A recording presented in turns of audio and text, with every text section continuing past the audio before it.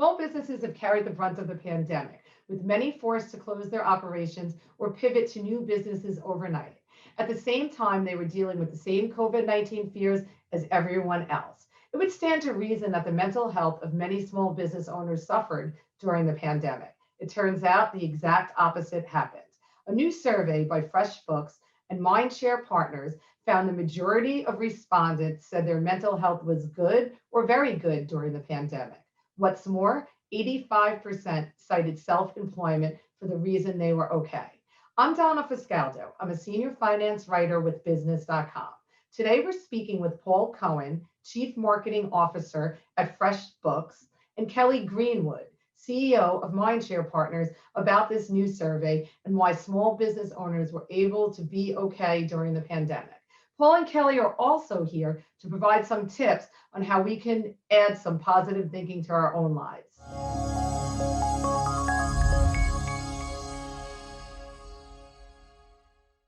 Hi, Paul. Thanks for joining us.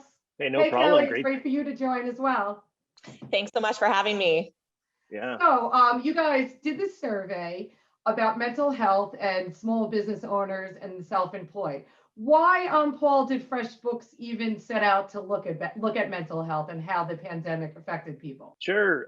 So yeah, FreshBooks, like we're always trying to stay informed and in touch with the small business owner, and we knew COVID was going to be difficult to weather for small businesses. We just wanted to make sure we had kind of a baseline understanding of what was going on, so we could see how the community was affected.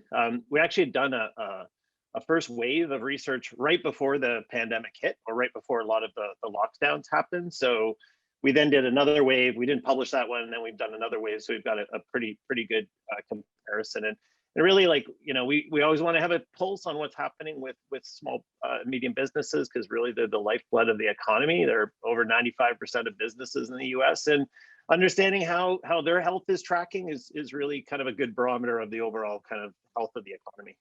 Great. And Kelly, when you set out to do the survey, were you surprised by the results? It would stand to reason that all small business owners would be a mess. You know, businesses are shutting, they need money, they're losing sales, but yet that's not what you guys found. So what surprised you, or were you not surprised? I was definitely surprised. So typically Mindshare Partners works with larger companies. And so when FreshBooks originally approached us for this survey, we were interested, since we were curious how mental health at work might show up differently in this population. And that definitely ended up proving to be true. You know, I think we really thought that there would be much more significant dips in mental health, as there have been with our corporate clients and you know, studies that we've done on the national level for more traditional workplaces. And so I think, you know, we're not just looking at the effects of the pandemic, but all of the stressors of the past, you know, year plus, from additional racial trauma with both Black and AAPI employees, political divide, the effects of climate change. The list goes on and on. There's been something new to deal with every month. So absolutely, we were expecting results that were more consistent with what we've seen from larger workplaces. So have various hypotheses on that, and happy to share more on that in a bit. So yes, getting to it. Why do you guys, Paul, start with Paul, and then we'll go to Kelly.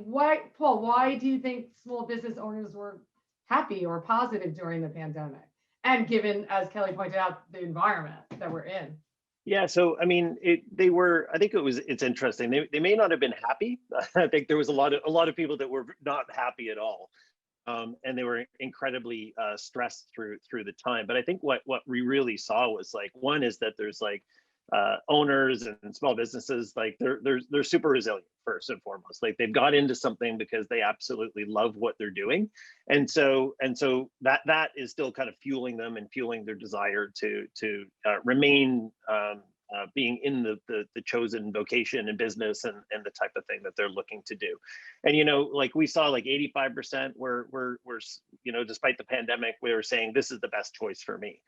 And I think like part of that really just goes down to the core of what people are looking to do. I think the neat thing or the interesting thing that came out of this was that we did see people, like, you know, over 50% of owners did have some mental health challenges for the very first time. And so there was something there. People were experiencing something despite their positive outlook. And the great indicator to me was like, hey, there's like the one thing they're doing also is they're recognizing it and they're talking about it. So people were talking about the challenges that they were having as well. So the whole stigma around mental health is changing. There's still lots of places to go, but at least they're out, they're talking to their community, they're talking to other business owners, and they're able to address a lot of the challenges that they're having. Great. Kelly, are you seeing the same thing, or are there any other reasons that small business owners are doing better mentally?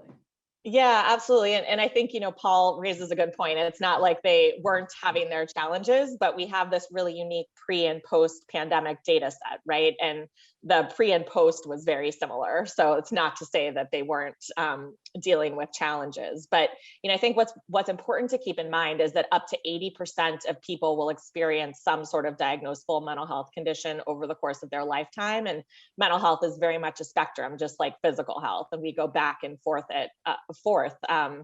across a lifetime, and that can be an acute stressor, like something that happened this year with all of those various factors, or something more chronic. But I think specifically for self-employed people, they are used to dealing with uncertainty. That is part of the game.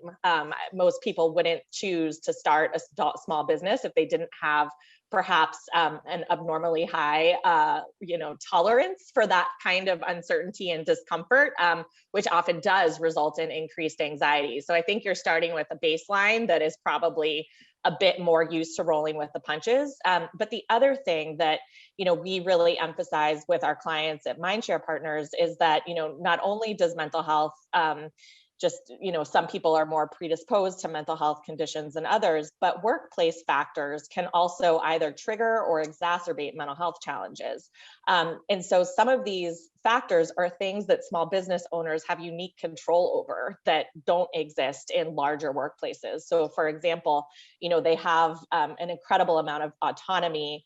They have a flexibility. And that's one of the things that we're often encouraging our clients to do, is really think about inclusive flexibility. Everyone needs something different. And so as a small business owner this year, perhaps if, kids were in Zoom school, they were able to negotiate their hours around that, since they were really managing the business, managing their hours. And so they have, in that way, a lot of benefits that employees at a larger organization might not have. So for FreshBooks, this survey, what does it tell you? Does it help you inform your decisions for new products, how you interact with small businesses? Why does it matter to an accounting software company how small business mental state is? Yeah, sure. I mean, we always want to kind of understand where they're currently, where businesses are currently sitting, and what are the things that are stressing them out. What are the things that they're looking forward to? What are the ways that they're trying to adapt and operate their business? We've done a lot of analysis of how the small business economy has been tracking through COVID, whether it's like looking at the data that's in our platform or doing other surveys to understand where they're at. But if we know how they're doing, then we can obviously service them a lot better, and then be able to address what we can do and how we can adapt our product. We've seen some pretty interesting things come out here. Like there's been some great resiliency. Like we saw the construction sector has actually fared extremely well. So despite them having a dip through shutdowns and lockdowns in last March, they've gone to beyond historical highs, where you've seen other challenges where, in this study, we saw that there's still like a gender gap as it relates to mental health. So women owners, they were suffering more, or they weren't actually going and talking to people about the challenges they may be having. So they're suffering in silence. But then we also saw through another study we did that they were actually more disproportionately impacted than male-owned businesses as well. And it took their businesses longer to recover, and they just never recovered to the same level as male-owned businesses. So for us, we can then do things like, okay, do we need to run different types of programs from a corporate social responsibility standpoint? And are there things that we can do to put into our platform, whether it's like being able to aggregate and anonymize data to help their business move forward? So it's just being able to then identify these kind of trends that are happening within the market to see what we can do to help out. I thought that was interesting that you said women are suffering more in silence than men. Why do you think that is? Because you would think that women would be more, I guess, more open. I don't know if that's correct, but in the past. Yeah, I think there's certain things like what we saw from the other study we did. There was a quote from one woman where she's like, I had to put being an entrepreneur on hold to go be a mom. And so I think there's just some, there's some natural nuclear roles that people go into where they might just be going and doing those things. And so I think that those are the types of things where they might just be feeling like there's like a place, a thing that they just need to do as there's challenges that are coming. So I think with all of this, it's like understanding these different kind of puts and takes and drivers that people are doing in terms of trying to run their business, and then what support systems are needed to help kind of help them continue run their business. Just to chime in on sort of some of the thoughts on women's mental health, typically we see the opposite. Typically we see the stigma being worse in men. So this actually was surprising to me. And I think, as Paul mentioned, obviously, unfortunately, a lot of the burden of the pandemic and caregiving did fall on women. So I think that absolutely holds that they may have had to take a step back, unfortunately, much more than their male spouses. But also, I think there are a couple other things at play. One is they may just frankly not have even had time to seek out that mental health support, given all the things, trying to juggle the business, trying to juggle the kids, keep the wheels in motion. But also, I think being, I also am a social entrepreneur and am the founder of Mindshare Partners. So in that way, I also personally sort of know the added pressure of being a female entrepreneur and not necessarily wanting to show weakness. And so I think it is a little bit different in that respect if you're trying to project this confidence, this, superhuman, aura to really project that confidence to your employees, to your investors, everyone else. So, the economy is recovering. Small businesses are booming. They can't hire enough staff. This is a whole new set of stressors. Based on your expertise, Kelly, what could the small business owners do to improve their mental health now and into the future? I'm sure there's a lot of uncertainty coming down the pipe. Absolutely. I think some of my recommendations would be true for anyone regardless. And that's really, self-care, and that looks differently for everyone. But I think, again, the benefit of being self-employed is you can have that flexibility and carve out time during the day where it works for you and where it makes sense, whether that's stepping away to get a little bit of exercise, to meditate, to do that online therapy appointment. Frankly, I think therapy has become more accessible in the virtual world because you're not spending time commuting.